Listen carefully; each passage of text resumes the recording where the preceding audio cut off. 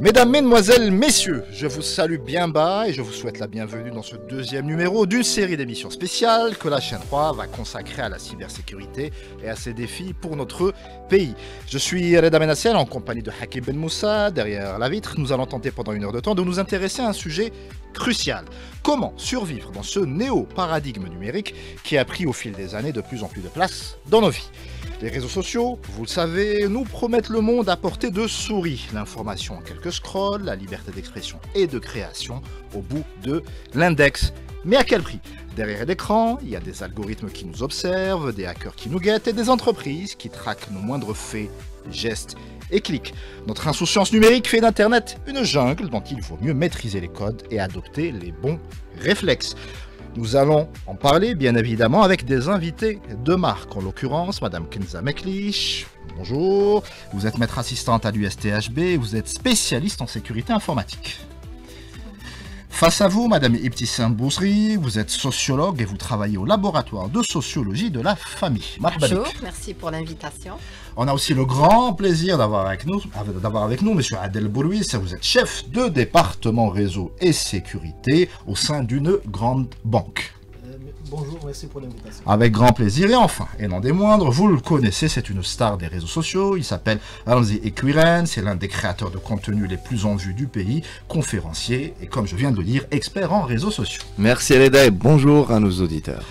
Allez, on y va. Données volées, fake news, harcèlement numérique, piratage en série. Sommes-nous vraiment maîtres de nos écrans? Ramzi, la question est pour toi. Ah, Reda Lioma, j'étais avec une mission. Ah, parce qu'en fait, je suis sur les réseaux sociaux, partiellement à mi-temps, combattant les scammers. Donc, alors, on va expliquer à nos auditeurs ce qu'est un scammer. Voilà. Il va y avoir beaucoup de vulgarisation, contrairement à mon sûr. émission spécialisée habituelle. Je remarque pendant mon utilisation des réseaux sociaux des tentatives d'arnaque que des personnes essaient de faire à d'autres personnes. Donc c'est très simple.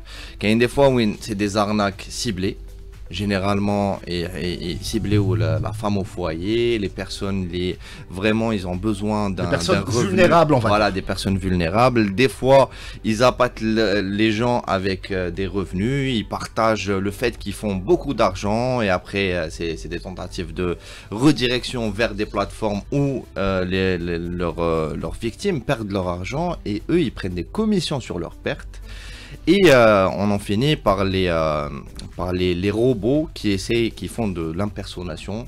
Yani c'est un robot qui te réplique, qui reprend une espèce ton nom. de clone, voilà, Exactement. avec pratiquement le même pseudo, Voilà, la même social engineering quelque part. La même photo de profil et qui redirige les personnes qui s'engagent avec des créateurs vers d'autres canaux où ils peuvent parler directement avec eux. Et en l'occurrence, ce qui m'est arrivé, c'est que des personnes qui me suivent, qui me mettent des commentaires sur les réseaux sociaux, ont été victimes de tentatives de vol. Yani, ils battent sur des plateformes où ils disent vous investissez tant, je vous garantis et tout, et c'est de l'usurpation d'identité. Qui reviennent vers moi, ils me disent est-ce que c'est toi qui nous a envoyé ce message au coach? Et au final, ce n'est ni moi, ni une personne de mon entourage. C'est des personnes qui ne sont même pas algériennes et des fois même pas humaines. Donc c'est des robots. Très bien, c'est la grande menace de 2025. Allez, donc il m'a de partout. Donc, merci pour cette note d'espoir matinale qui envoie du baume au cœur. Madame Mekli, justement, est-ce que vous pouvez nous dresser un petit panorama de ces nouvelles menaces? En fait, on a beaucoup de menaces qui existent. Ça va dépendre de dans quel cadre on est en train de parler. Si je reprends ce que monsieur Ekwiren avait dit, on a beaucoup de scams, effectivement, qui vont prendre en considération tout ce qui est, tout ce qui est vulnérable, toutes les personnes qui sont vulnérables, mais aussi, on va avoir aussi ce qu'on appelle des deepfakes, où les gens vont prendre des photos de personnes qui existent, que ce soit des adolescentes, souvent c'est des adolescentes, et qui vont utiliser ces photos ou ces vidéos qu'elles auront publiées de manière innocente voilà, pour en faire des choses qui vont être pas innocentes du tout. Et après, ça peut aller très loin. Dans plusieurs pays, il y a eu carrément des adolescentes qui se sont retrouvées qui se sont retrouvés à se suicider à cause de ça, entre autres. Mais en dehors de ça, on va avoir aussi tout ce qui est problème de phishing. Alors le phishing, c'est en fait des gens qui vont se envoyer des emails ou des SMS ou autres en se faisant passer pour une entité, un service, une entreprise, un service présumé sûr. Voilà. Pour qu'ensuite, quand la personne va cliquer sur un lien ou télécharger un fichier de cet email ou bien cliquer sur un lien sur un SMS ou autre, eh bien, il va récupérer des malwares ou bien il va ouvrir une brèche, voilà, et se rendre vulnérable. Et voilà, exactement. Et ce phishing, pardon, devient de plus en plus élaboré, notamment grâce à l'intelligence artificielle. Je vais vous raconter une petite anecdote. LinkedIn, qui normalement est un réseau social sûr, hein, c'est pas là où les arnaqueurs font leur nid. Ben, j'ai reçu il y a quelques mois un mail excellemment bien écrit en jargon journalistique qui proposait des formations gratuites pour les journalistes. Et pour quelqu'un qui est initié, il y a des terminologies que nous utilisons, il y a un jargon vraiment particulier. Donc déjà, la vigilance baisse. Et après, le scam commence. Il faut se filmer sur différents angles, il faut donner en fait, il faut faire des simulations de la voix pour nourrir un peu l'intelligence artificielle. Alors, au départ, moi je me dis, il n'y a rien qu'on ne peut pas trouver sur mes réseaux, qu'on ne peut pas trouver dans mes émissions, etc. Mais la deuxième phase, ça devient évidemment les informations sensibles. Photo du passeport, numéro national d'identité. À la seconde où ça devient sensible, là, il faut fermer. Et pourquoi je vous en parle, au-delà de l'anecdotique, c'est vraiment la précision de l'attaque. C'est-à-dire, ils savaient que j'étais un journaliste, ils connaissaient mes centres d'intérêt et ils m'ont fait un mail, j'allais dire, une spéciale dédicace, en fait, quelque part. Donc, d'où l'utilisation maléfique, entre guillemets, malveillante, de l'intelligence artificielle. C'est un super point que madame a évoqué, c'est la partie deepfake. Je voulais reprendre le point Hadak parce qu'il est très dangereux. En Algérie, il commence à être utilisé, donc des gens utilisent le deepfake. Il y a une ou deux influenceuses très très célèbres qui ont donc subi un scandale dans ce sens l'année dernière, me semble-t-il. Juste pour expliquer le deepfake, le deepfake, c'est prendre des photos d'une personne et les modifier ou les animer à l'aide de l'intelligence artificielle. Yani, la personne a pris la photo, on ne peut même plus différencier, à l'avancement de l'IA, on ne peut même plus différencier entre une image faite avec IA et une image réelle. Donc, il y a des logiciels professionnels qu'on utilise par exemple dans le journalisme qui permettent encore de faire le tri, mais évidemment pour un œil non initié, pour le grand public, c'est pas évident. Voilà, donc on vous envoie votre photo avec des personnes là, dans une situation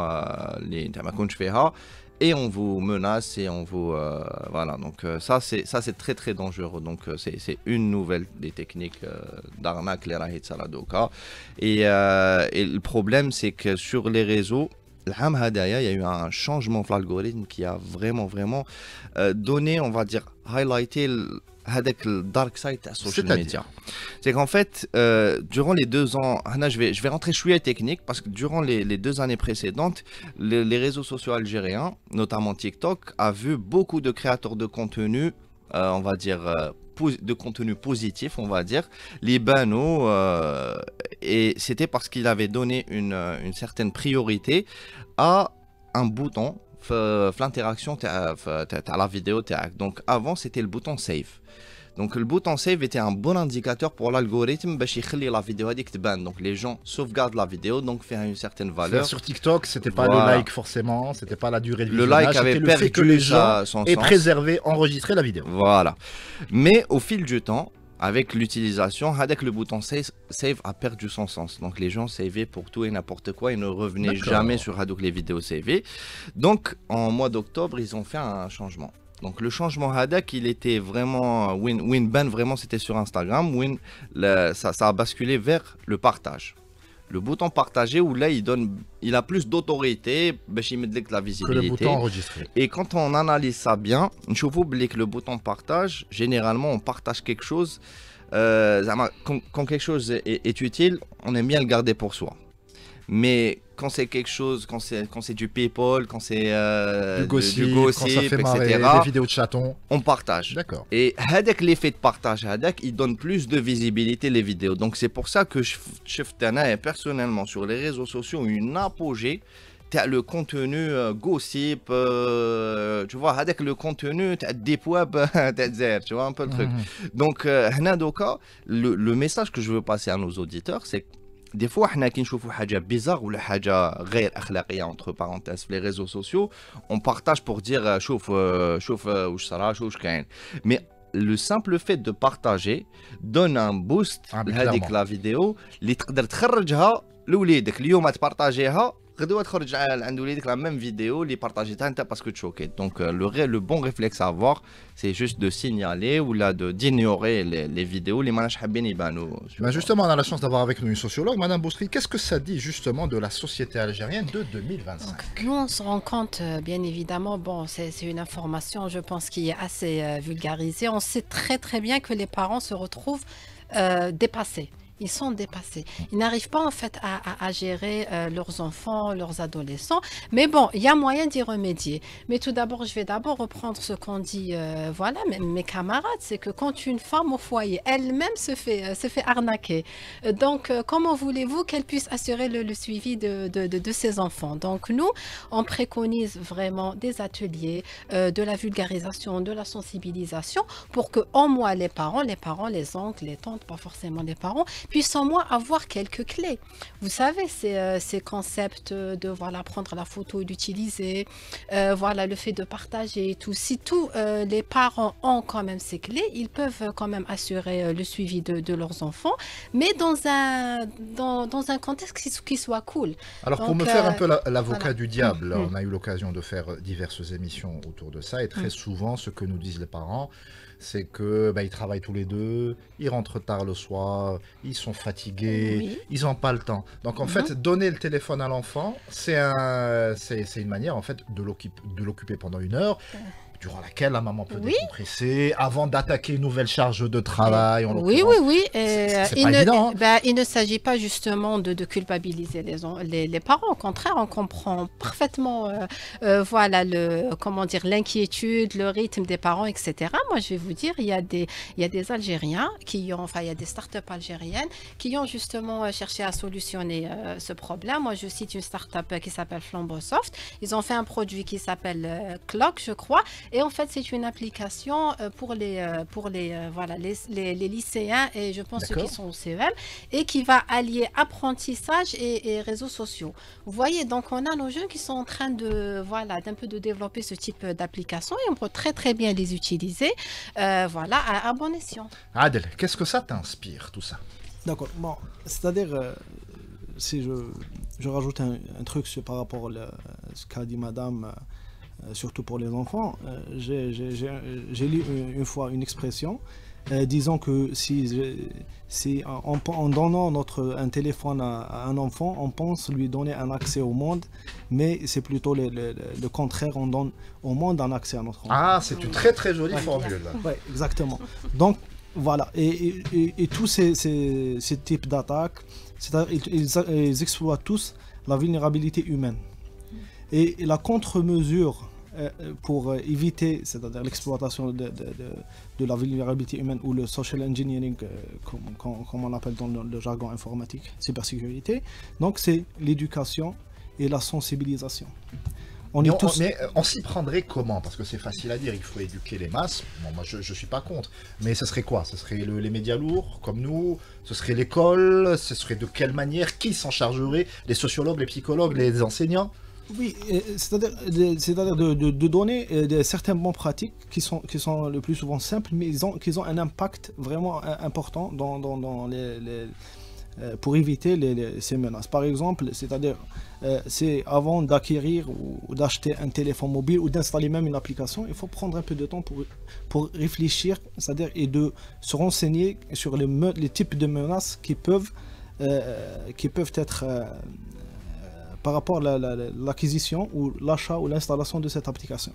Donc c'est une action simple, mais qui va éviter, c'est-à-dire énormément de risques, va réduire le risque énormément de cette application, par exemple. Très bien, Madame Eklich.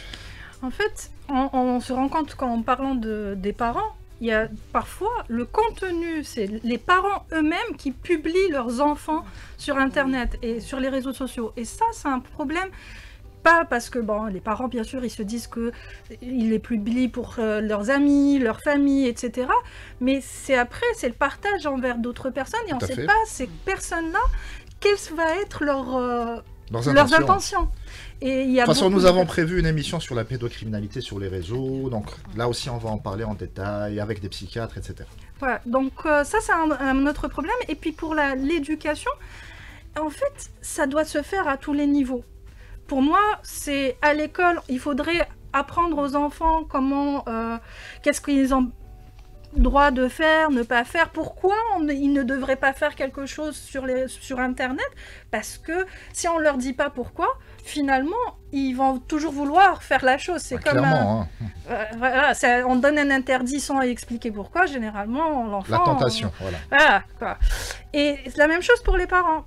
Donc, pour moi, des émissions de vulgarisation comme celle-ci sont quelque chose de très intéressant pour la société, en fait.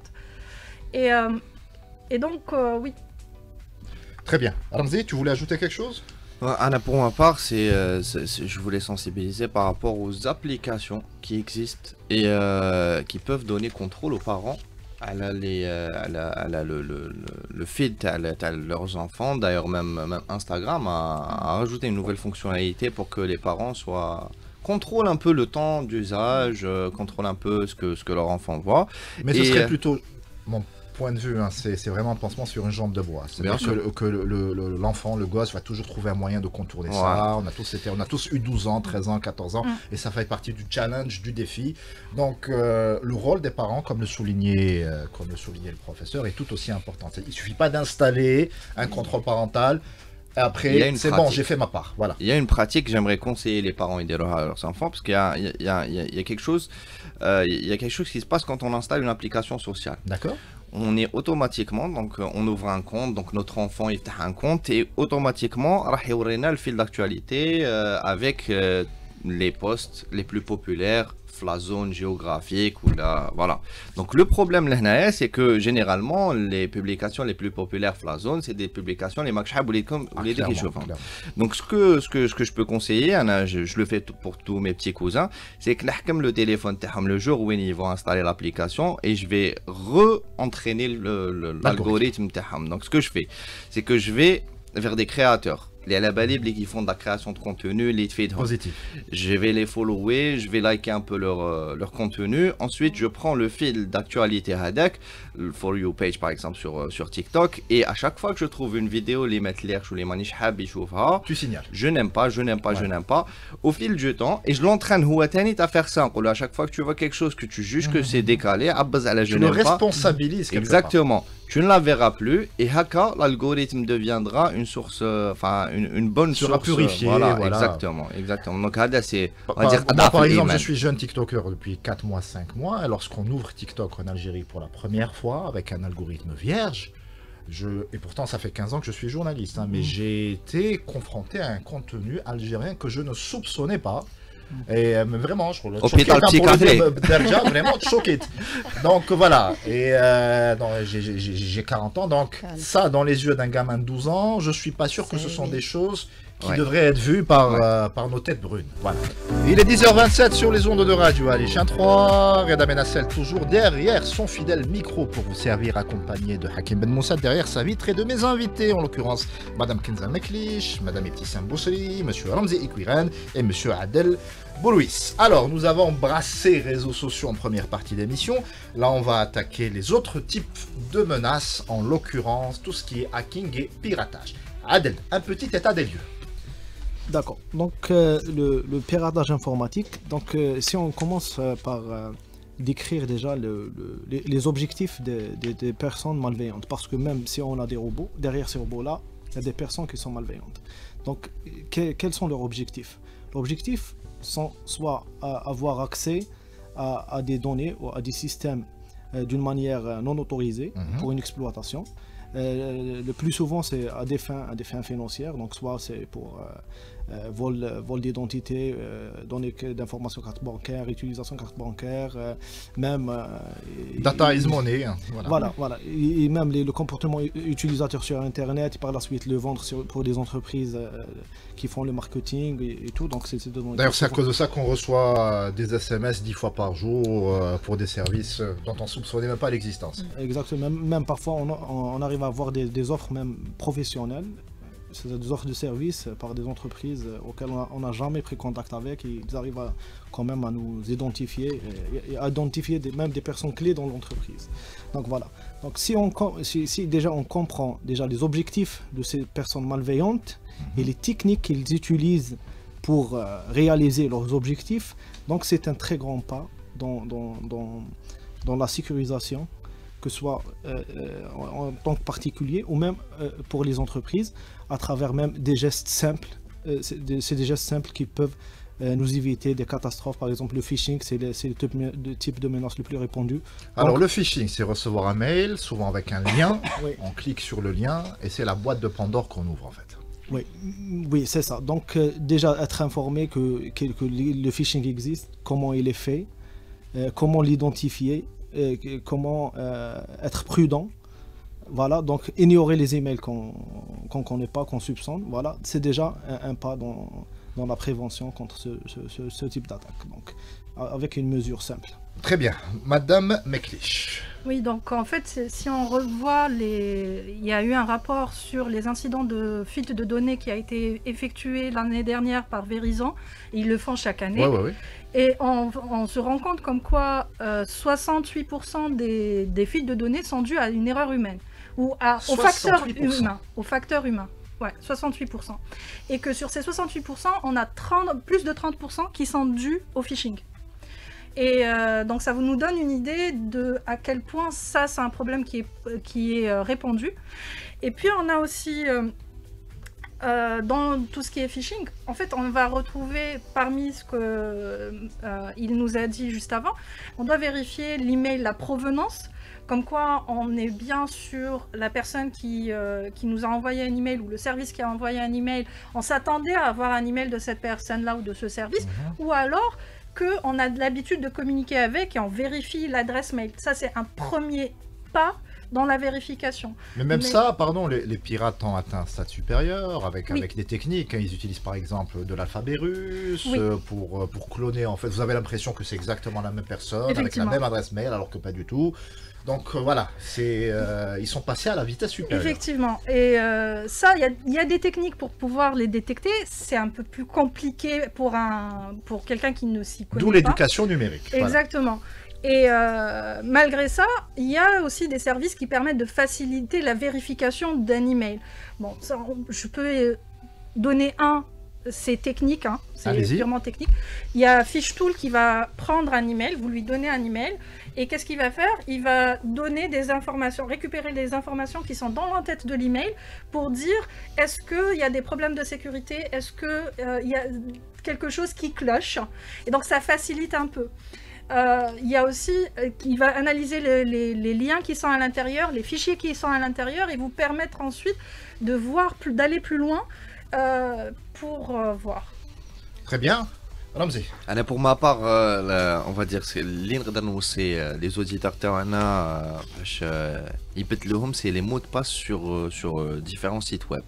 On a toujours 1, 2, 3, 4, 5, 6, la date d'anniversaire. Le problème, c'est qu'on a toujours tendance à utiliser le même mot de passe un peu pour partout. Tous ces raisons. Et des fois, ce qui se passe, c'est que un des sites web, les fait un mot de passe, il s'allume une fuite de données. Donc le mot de passe arrivé même à des exposé. On se souvient de la fuite de Yahoo il y a quelques années. Ça arrive même au meilleur. Donc le mot de passe qui est exposé, et dans la même logique, comment ils ont des robots qui vont tester le même mot de passe sur différentes plateformes avec ton email ou et généralement il a le mot de passe de l'email, les connectés à Facebook, Instagram, etc.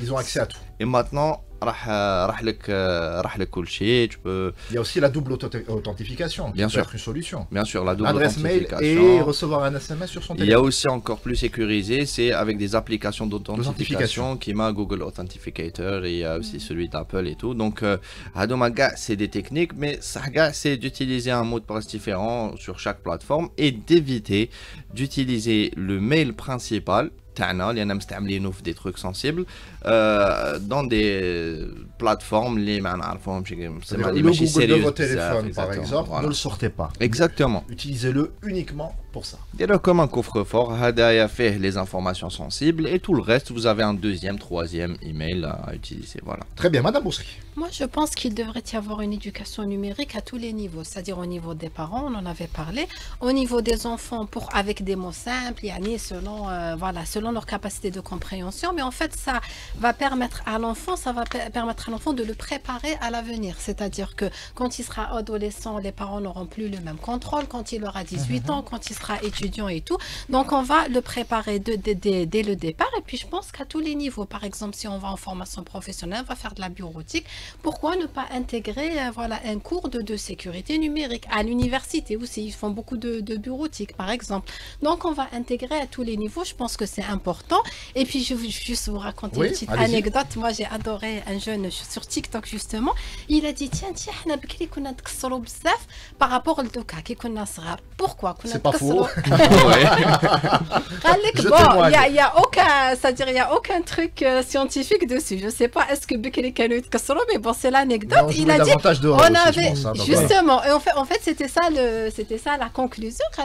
Avant on jouait davantage à l'extérieur, donc on a, alors qu'aujourd'hui les enfants ils sont beaucoup plus sur leur donc moi je dis c'est vrai que les parents sont fatigués, c'est vrai que c'est dur, de toute façon c'est dur d'être parent, c'est une responsabilité, mais on va peut-être varier, essayer de faire en sorte que les enfants soient un peu à l'extérieur, un peu à l'intérieur, un peu connectés, et l'enfant il va être équilibré, vous voyez, il va grandir avec un certain équilibre.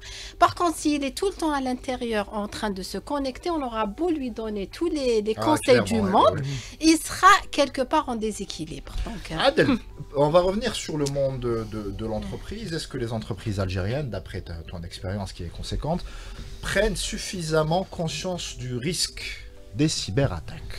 Oui, c'est une très bonne question. Donc, il y a une certaine, on va dire, suite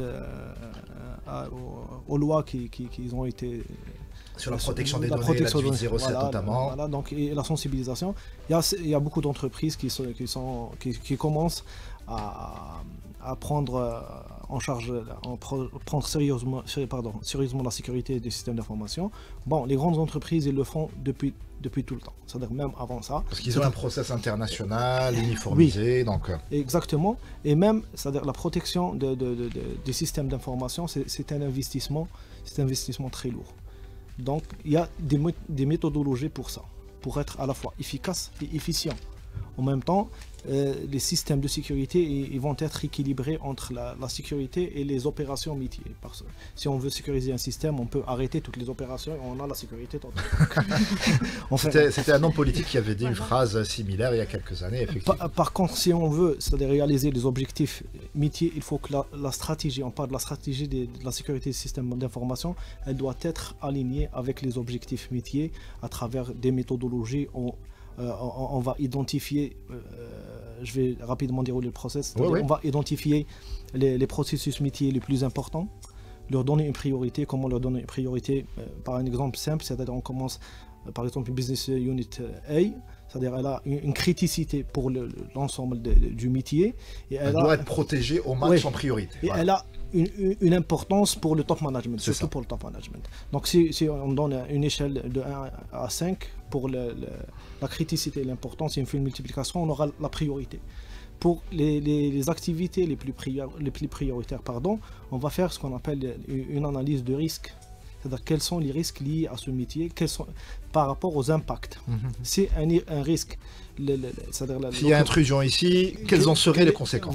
Voilà. Et les méthodologies de gestion de risque, après identification et évaluation, donc on a la contre-mesure, comment traiter ce risque-là. C'est-à-dire si le risque, l'impact est mineur, donc on peut même tolérer, on peut Mhm. tolérer, ou on peut transférer à travers un contrat à un sous-traitant par exemple, ou on fait une atténuation à ce risque-là, ou on décide carrément d'arrêter cette activité métier parce qu'elle peut engendrer, Trop risqué. Voilà. voilà, engendrer des conséquences graves par exemple, c'est-à-dire les risques qui sont liés à la non-conformité réglementaire. C'est des risques qui peuvent arriver à la cessation d'activité. Oui, on en complètement parlait d'entreprise. hier, hein, ça peut chiffrer, ça peut grimper très très vite. Madame Meklich, Oui. même question, voilà. Effectivement, donc la gestion des risques est quelque chose qui est très important et qui est...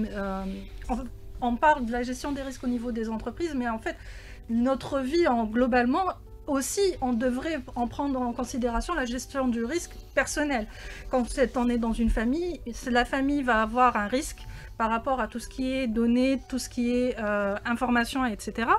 Mais en tant que personne physique, on a nos propres risques. Et donc on doit évaluer par rapport aux menaces qui existent, les risques qu'on peut avoir.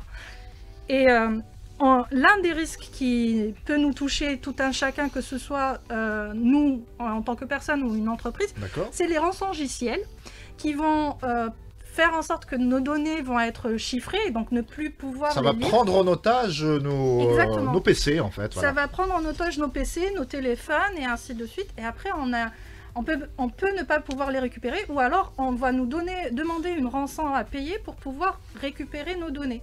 Alors on a tendance à penser que ça n'arrive qu'aux autres, qu'on voit ça qu'au cinéma, mais ça existe en Algérie. Nous avons déjà reçu des victimes de ransomware dans notre pays.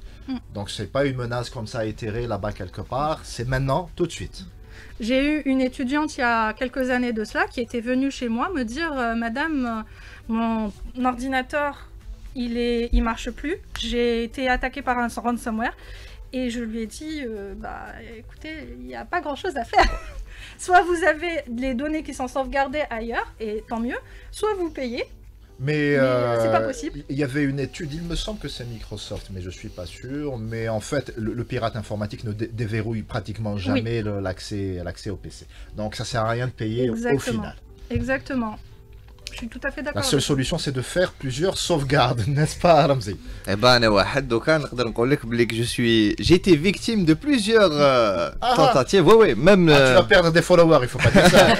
Non, j'avais 16 ou 17 ans, enfin un peu moins je dirais, mais en essayant de télécharger un jeu, mon PC s'est verrouillé et je peux te dire une chose, c'est que en plus d'être verrouillé, il y avait le drapeau algérien, le logo de la police, la photo du président, Gaël Temmek pour te dire que voilà, tu vas aller en prison, donc tu vois un peu le truc.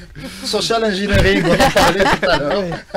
C'est ça. Ensuite, il m'a fallu formater le PC pour récupérer l'accès. Voilà, et tu as su, il était rentré via le... Voilà, j'ai téléchargé le jeu, je l'ai installé. Après l'avoir installé, au moment d'ouvrir le logiciel, c'était un écran, comme quoi vous avez commis une infraction, machin, donc il khalaak, tu vois.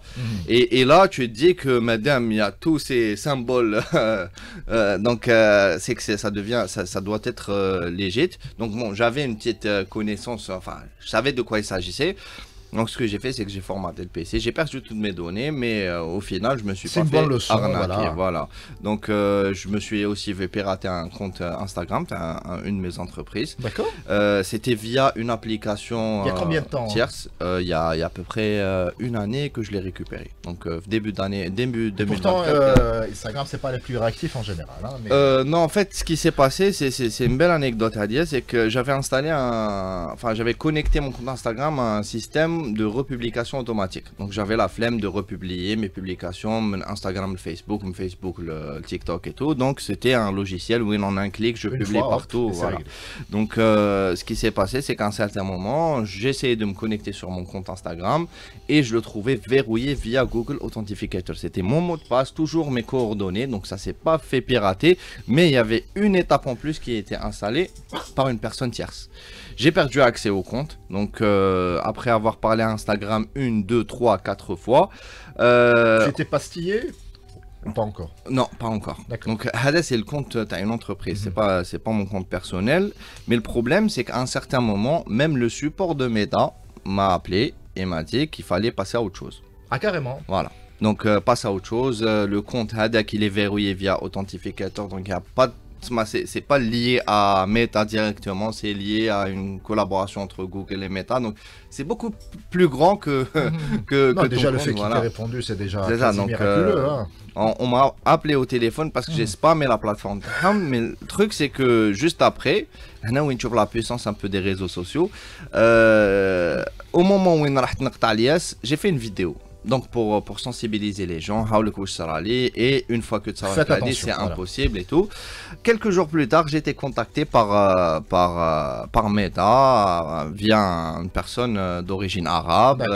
Voilà, il y a une technique où je vais vous guider d'Irha sur la plateforme d'Instagram pour essayer de récupérer. Donc il m'a déverrouillé une option.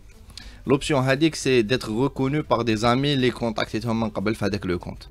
Donc, heureusement, les personnes, les contacts étant avec le compte, c'était moi-même et mes employés. Donc, c'était une notification, ils ont accepté et j'ai récupéré le compte. Donc, l'étape a été bypassée.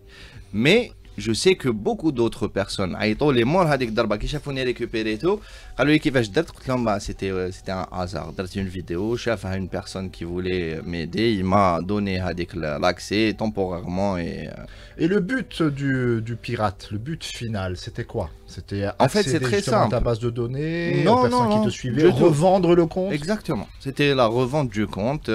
C'est une pratique courante. Mais je cache même pas, il va être un message sur le paye, je te rends le compte. Il va le revendre ailleurs sur des sites web où tu peux toi-même te troller le compte qui te voilà, donc c'est ça ce qui se passe. Le problème c'est aussi le manque d'éthique de certains qui rachètent comme ça des comptes sans avoir sué pour les avoir. Donc voilà, c'est vrai qu'il y a l'offre et la demande, mais qu'est-ce que ça vous inspire justement, madame? Alors le but de l'émission, c'est pas de faire peur aux gens. Non, c'est juste vraiment un univers de potentialité, c'est vraiment ouvrir ses chakras sur le monde, etc. Mais comme dans la vie réelle, quand on prend un café sur une terrasse, on laisse pas son téléphone sur le bord de la table, il y a aussi des pratiques et des bons réflexes à avoir dans sa vie numérique. Justement, on ne parle pas de peur, moi je parlerais plutôt de créer un climat de confiance. Bon, on parle de la société en famille, donc on va créer un climat de confiance. Ce n'est pas la peine de... on est dépassé en tant que parent, par exemple, on n'arrive pas à accompagner nos enfants, et puis tac, pourquoi tu as fait ça? Tu as été piraté. Et en fait, l'enfant ou l'adolescent ou bien l'étudiant a peur de se confier à ses parents, parce qu'il a peur de ses réactions. Il va me dire comment tu en es arrivé. Comment tu en es arrivé là, etc. Donc moi je dis qu'il faut créer un climat de confiance, même si on voit que notre enfant a fait une bêtise entre guillemets, l'accompagner, pas l'accompagner techniquement parce qu'on n'a pas forcément les compétences, mais déjà c'est bien beau de savoir ce qui se passe, de savoir qu'il a été piraté par exemple, de savoir qu'il y a eu quelque chose de pas net qui s'est passé sur internet. Pas net, ça rime, qui s'est passé sur internet. Beaucoup de poésie dans cette émission. Voilà, donc si on sait, on peut accompagner. On peut par exemple accompagner l'enfant à aller chez un spécialiste qui va résoudre un peu le problème de piratage ou autre. Mais vraiment, le climat de confiance, il est important, et être cool et ne pas vraiment créer ce climat de peur. C'est pas, nous on veut être, aguerris, on veut être sensibilisés. C'est pas, le but c'est pas d'avoir peur. Je vais poser une question un peu transversale à Madame Meklish. C'est quoi le profil des étudiants qui choisissent justement votre spécialité? Est-ce qu'il y a un profil de redresseur de tort? Est-ce que c'est une espèce d'utopie, cette volonté de changer les choses? Pourquoi est-ce qu'on se dirige, quand on est informaticien, vers la sécurité informatique? Alors, beaucoup des étudiants, quand ils viennent en sécurité informatique, à partir de la licence, en général, ils viennent pour pouvoir faire de l'attaque. En fait, pour pouvoir attaquer et... Elle va finir sa phrase, amis auditeurs, voilà. Pour attaquer, pour vérifier la sécurité et les failles de sécurité, les vulnérabilités, les problèmes de sécurité donc, des entreprises. C'est des white hats, en fait. Exactement. Et c'est après qu'ils se rendent compte qu'il y en a qui se disent... Parce qu'en fait, en première année, ils ont ça, mais ils ont aussi une partie où ils vont faire de la défense en même temps.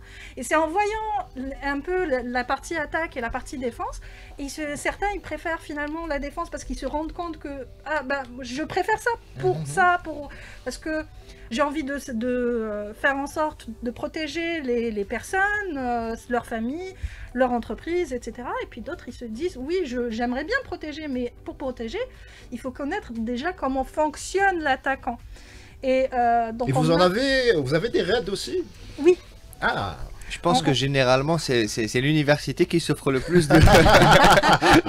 le premier challenge, t'as l'étudiant, c'est un terrain d'entraînement. Ah, c'est pas moi qui le dis. C'est pour ça que généralement dans les facs, les serveurs où il y a les notes, etc. ne sont pas connectés. Voilà, c'est un accès physique. Donc vous me disiez qu'il y avait des raids, c'est-à-dire des personnes qui voulaient vraiment faire la chasse aux pirates. Oui. Ça existe en Algérie chez nous. Oui, ça existe. Bon, après, généralement, on ne connaît pas leur nom. Parce qu'ils utilisent, ils n'aiment pas ce... C'est normal, ça fait partie du mythe. Voilà. Exactement, ça fait partie du mythe. Et donc, voilà ce qu'on retrouve finalement comme étudiant chez nous en général. Très bien. Même question annexe pour Adèle. Est-ce que tu as eu une fois une tentative d'intrusion hyper balèze où il a fallu que tu mobilises toutes tes équipes pour y faire face? C'est déjà arrivé? Bon, les attaques... Surtout que tu travailles dans le secteur bancaire, hein, donc c'est vraiment un niveau de sécurité très élevé. Il y a deux types d'attaques. Les attaques qui sont, on va dire, des campagnes qui peuvent toucher tout le monde. Parce que c'est parfois des robots qui lancent des attaques. Les délits de service, etc. Voilà. Et d'autres qui sont plus ciblés. Et toujours, c'est-à-dire il y a une adaptation et une mise à niveau, une supervision du système. Parce que chaque fois, on observe des tentatives et tout. Donc, on fait des ajustements sur les systèmes et tout. Donc, je reviens juste sur ce qu'elle a dit, madame, par rapport aux étudiants. Donc, j'ai rencontré une fois les responsables de la sécurité dans un lycée privé, je ne vais pas citer. Donc, merci de passer. Il m'a raconté que les étudiants, c'est-à-dire ils payaient des pirates avec les cartes bancaires de leurs parents pour attaquer les systèmes du lycée et modifier leurs notes. Oui. En Algérie? Oui. Mais... À la bonne, je me laisse, c'est bon. Mais c'est extraordinaire. Moi, quand j'étais lycéen, sur Captain Majid, j'étais loin d'élaborer des plans aussi machiavéliques. Et justement, puisqu'on a madame qui est sociologue avec nous, qu'est-ce que ça dit justement pas du jeune Algérien, on va pas généraliser, mais de cette génération hyper connectée? Oui, c'est une génération. C'est pour ça que je vous disais tout à l'heure que les parents se sentent très souvent largués. Oui, ils se sentent largués, ils se sentent dépassés. Parfois, ils se rendent compte de la chance bien après. Bon, quand il s'agit de notes ou plus ou moins, mais quand il s'agit d'autres choses, il y a des choses qui se sont passées sur Internet qui sont difficilement rattrapables. Et en fait, c'est ça c'est ça qu'on veut vraiment. On a prévu notre émission sur le cyberharcèlement, voilà, etc. C'est prévu. Donc, mais je dirais, c'est pour ça que je dirais plus les parents sont formés et agissent en amont. En fait, c'est ça, il faut anticiper. C'est pour ça qu'on parle que, voilà, on va agir avec l'enfant, etc. On va l'accompagner, on va grandir numériquement, si puis-je dire, avec l'enfant. On va grandir. Si on grandit avec l'enfant, on est là à chaque étape et tout. En principe, on devrait anticiper et ne pas arriver... Sauf que vous savez mieux que moi qu'on est une société particulière où on n'exprime pas forcément nos émotions, a fortiori quand on est enfant, justement, voilà. C'est pour ça qu'on travaille beaucoup sur la communication. En fait, là, on est en train de parler du numérique, mais vraiment, pour moi, sociologiquement parlant, la base, c'est la communication. C'est pour ça que je parle tout à l'heure de confiance, de communication et tout. Nous, en tant que société, on travaille et on est en train de travailler sur ça, laboratoire de la sociologie, la vulgarisation et tout, parce que c'est la base. Si on communique avec son enfant, si on instaure un climat de confiance, si on arrive un peu à comment dire, corriger ces idées reçues de comment on doit se comporter avec l'enfant, avec le garçon et la fille, on va quand même arriver à un accompagnement numérique. Mais vraiment, là-bas, c'est la communication, vous avez parfaitement raison. Vous êtes optimiste par rapport à ça? Moi, je vois que les parents sont, on voit beaucoup de parents qui sont connectés, par exemple, à des chaînes, des pages TikTok sur la psychologie, sur la parentalité. On voit qu'il y a un intérêt et justement, nous, on voudrait vraiment utiliser les réseaux sociaux pour ça. C'est-à-dire que parmi les choses qu'on encourage, c'est que les spécialistes en communication, en psychologie, en sociologie soient beaucoup plus présents sur les réseaux sociaux pour en fait vulgariser la communication, etc. En fait, avant c'était beaucoup plus, ça venait du Moyen-Orient. Maintenant, on suit des personnes en Jordan, ce qui est bien, des spécialistes en parentalité, mais on voit des spécialistes algériens qui commencent à vulgariser et des professionnels, vraiment des professionnels. Et moi, personnellement, j'encourage ça. Vous avez précédé la question que j'allais poser à Ramzi par rapport à ce contenu positif qui ça me peine de le dire, mais qui est minoritaire. Hein. On Oui. va pas se mentir dans le web algérien. Comment l'expliques-tu? Et penses-tu que si on donne de la qualité aux gens, ces derniers vont suivre, ou alors que tout simplement les réseaux sociaux sont le reflet de la société dans laquelle on évolue? C'est Ou très alors c'est un simple. miroir des formes. Dans une société, il y a toujours du bon et du mauvais. Donc, sur les réseaux sociaux, ce que je dis généralement, surtout quand on parle de TikTok, parce qu'on a tendance à diaboliser TikTok, alors que Est-ce qu'il aurait fallu faire comme en Chine, par exemple, c'est-à-dire l'orienter uniquement vers l'éducation, vers l'ingénierie? ça aurait été plus intéressant, mais ça ne l'aurait pas fait, ça ne l'aurait pas popularisé autant. Parce qu'en fait, c'est très simple. Là, ce que je dis, c'est qu'il نحكم téléphone تاعك شي واحد وندخل TikTok, le for you تاعو, c'est le reflet intérieur de son âme. Ça veut dire خويا En العزيز. termes galants, ces choses-là sont dites. Ça veut dire خويا العزيز إلا كي تدخل تيك توك تشوف حاجة ما تعجبش الناس, c'est que sûrement تعجبك. Le truc. Donc ça, en fait, ils s'entraînent sur our behaviors, sur nos comportements اللي احنا ما نفيقولهمش en général. Donc des fois, c'est des micro interactions, faire une pause plus longue sur une vidéo par rapport à une autre. Donc ils nous Elle a suscité recommandent. l'intérêt. Exactement. Et donc, Donc Anaya, ce que je veux dire, c'est que l'outil, enfin TikTok ou n'importe quel réseau social est un outil qui véhicule du contenu qu'on cherche ou là qu'on veut voir. Mon message à toute personne voulant avoir un impact positif sur les réseaux sociaux pour nous et pour nos enfants, c'est bien sûr d'ignorer, de signaler et de ne pas interagir avec le contenu qu'on ne peut pas voir, c'est tout. Et un autre message, juste pour continuer le sujet à madame sur la famille et l'enfant, c'est que généralement, on se sent plus en sécurité, ou là on sent notre enfant plus en sécurité quand on lui donne une tablette avec YouTube qui a du contenu orienté pour enfants. Et ben je vais vous dire, méfiez-vous de ce contenu qui est fait pour enfants généralement. il y a eu un scandale avec Peppa Pig notamment l'année dernière, avec un autre dessin animé russe me semble-t-il. Il y a même maintenant les prédateurs utilisent YouTube Masha Kids ou Misha pour, et l'ours. Voilà, il me semble que c'est ça. Voilà. Ils utilisent Hadouk, c'est des calendriers beaucoup plus grands. Je parle de créateurs ou de prédateurs qui veulent cibler l'enfant avec du contenu, donc ils vont pas sur YouTube où les adultes tournent, mais surtout sur YouTube Kids. Donc faut se méfier, il faut juste consommer avec le contenu avant de le donner à consommer. Soyez aware, comme le disait le grand philosophe qu'est Jean-Claude Van Damme. Merci beaucoup, messieurs, dames, d'avoir répondu à l'invitation de Radio Haïtien 3. Merci beaucoup à Hakim Ben Moussa pour son travail de réalisation. Quant à toi qui m'écoutes et que je tutoie, si tu vagabondes sur les ondes, ramène du monde et à très vite.